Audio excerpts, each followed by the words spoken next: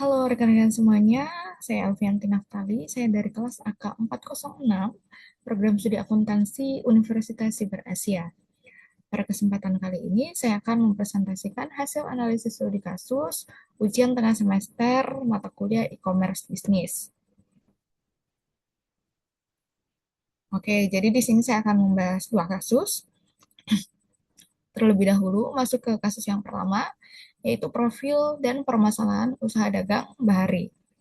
Usaha dagang Bahari merupakan UMKM penjual ikan beku di Surabaya dengan omset sekitar 180 juta rupiah per bulan dan memiliki sekitar 1.200 SKU produk. Pemilik usaha ingin melakukan go digital melalui website sendiri, kemudian ingin melakukan integrasi marketplace, serta menerapkan sistem just in time atau JIT dengan tiga pemasok nelayan lokal. Nah, di sini dapat kita lihat terdapat tiga pilihan infrastruktur digital, yaitu opsi A, share hosting dan plugin gratis, kemudian opsi B, VPS dan ERP open source, kemudian opsi C, cloud source dan Shopify. Karakteristik bisnis ini adalah produk ikan termasuk produk yang mudah rusak, memiliki margin keuntungan relatif tipis, dan memiliki permintaan yang fluktuatif terutama pada akhir pekan dan pada hari raya. Nah, berikutnya analisis pertanyaan A, di mana mengapa opsi A belum tentu terbaik. Nah, di sini dapat kita lihat, jadi walaupun opsi A memiliki biaya bulanan paling rendah, biaya yang murah belum tentu menghasilkan manfaat ekonomi yang terbaik.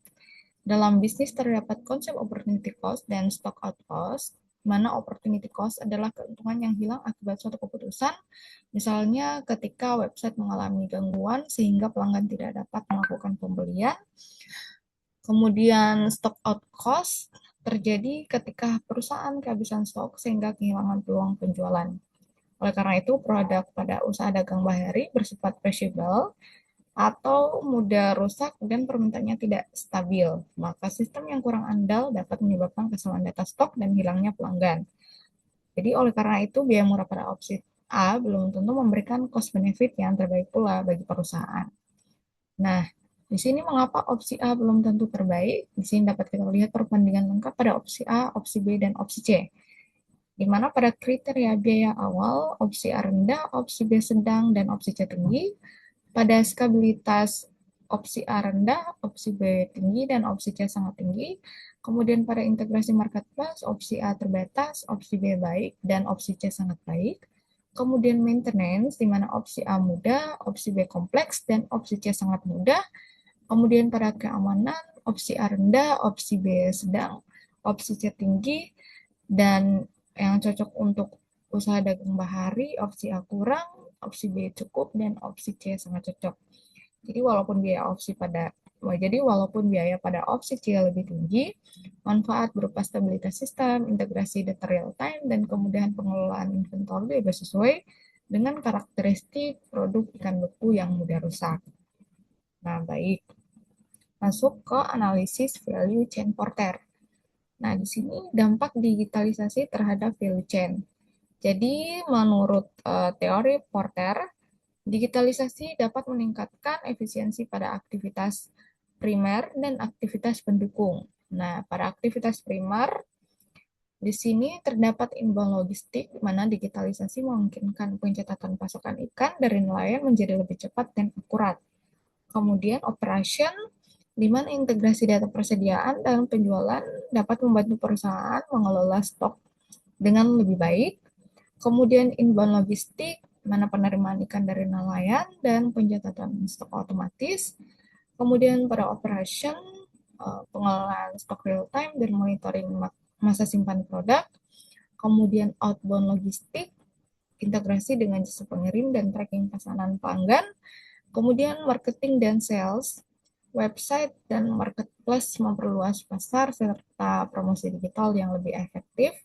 Kemudian service, mana melakukan chat customer service dan melakukan penanganan komplain yang lebih cepat. Nah, pada aktivitas pendukung, digitalisasi berpengaruh pada teknologi development melalui penggunaan ERP atau SaaS. Selain itu juga mempengaruhi human resource management karena karyawan perlu memiliki keterampilan baru dalam menggunakan sistem digital. Jadi dengan demikian digitalisasi mampu meningkatkan efisiensi dan daya saing perusahaan. Nah, masuk ke analisis JIT dan rekomendasi. Sini risiko JIT dan rekomendasi infrastruktur. Sistem just-in-time bertujuan mengurangi biaya penyimpanan persediaan. Namun dalam kasus usaha dagang bahari terdapat beberapa risiko. Mana risiko pertama, pasokan ikan sangat dipengaruhi oleh cuaca dan kondisi laut, sehingga pemasok tidak selalu dapat memenuhi kebutuhan yang tepat waktu.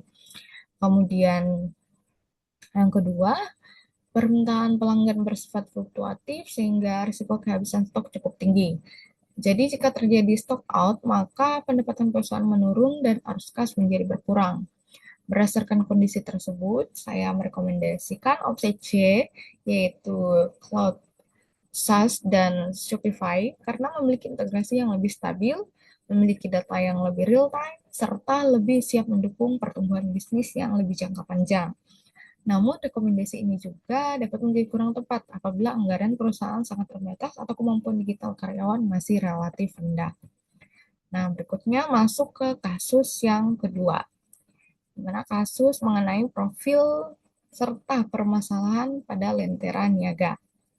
Nah, Lentera Niaga merupakan perusahaan e-commerce fashion yang mempersiapkan IPO dalam waktu 1 tahun, di mana manajemen memiliki 4 agenda utama, yaitu agenda pertama, migrasi pencatatan dari Excel ke SAS akuntansi, kemudian kedua, persiapan pelaporan keuangan menggunakan format XBRL, kemudian ketiga, program loyalitas pelanggan berupa poin dan cashback, kemudian keempat, peningkatan metode pembayaran digital karena transaksi mobile meningkat hingga 78%.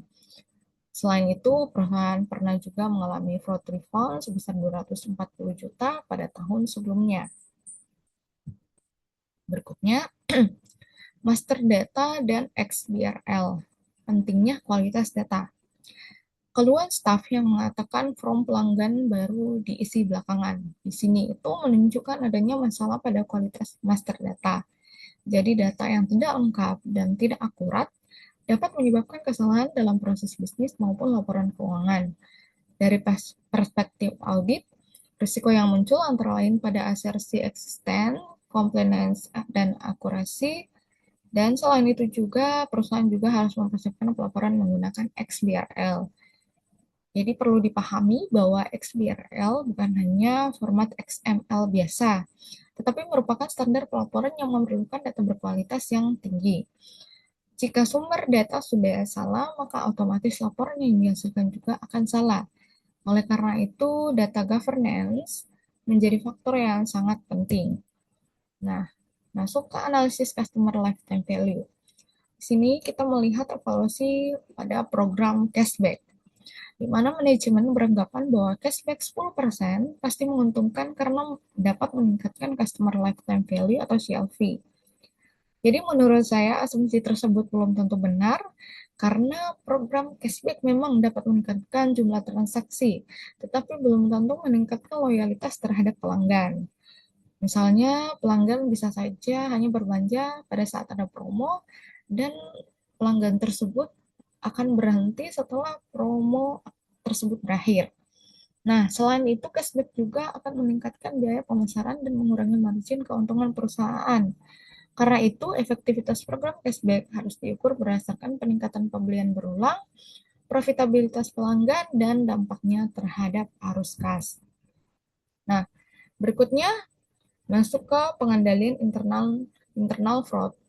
Jadi untuk mencegah fraud refund, perusahaan menerapkan 3 jenis pengendalian. Mana pengendalian yang pertama yaitu preventive control seperti verifikasi identitas pelanggan, validasi bukti transaksi, dan pembatasan hak akses. Kemudian pengendalian yang kedua adalah detective control berupa audit log, kemudian monitoring transaksi yang mencurigakan, dan menganalisis data secara berkala. Kemudian pengendalian yang ketiga adalah corrective control seperti pemblokiran akun yang terindikasi melakukan fraud, kemudian investigasi kasus, dan perbaikan prosedur operasional. Dengan kombinasi ketiga pengendalian tersebut, maka risiko kerugian akibat fraud dapat diminimalkan. Nah, pada kesimpulannya, kita dapat melihat digitalisasi dapat meningkatkan efisiensi operasional dan daya saing perusahaan. Kemudian dapat pula kita lihat pada usaha dagang bahari, di mana penggunaan CloudShare dan Shopify lebih sesuai karena lebih mendukung integrasi data dan pengelolaan persediaan yang real time. Kemudian dapat pula kita lihat pada kasus kedua, yaitu pada PT Lentera Niaga, kualitas data, kesiapan XBRL, dan pengendalian internal menjadi faktor penting dalam persiapan menuju IPO. Kemudian dapat juga kita lihat pada program loyalitas dan cashback perlu dievaluasi berdasarkan dampaknya terhadap profitabilitas serta customer lifetime value atau CLV. Nah, demikian materi yang dapat saya presentasikan. Atas perhatian dan waktunya, saya mengucapkan terima kasih.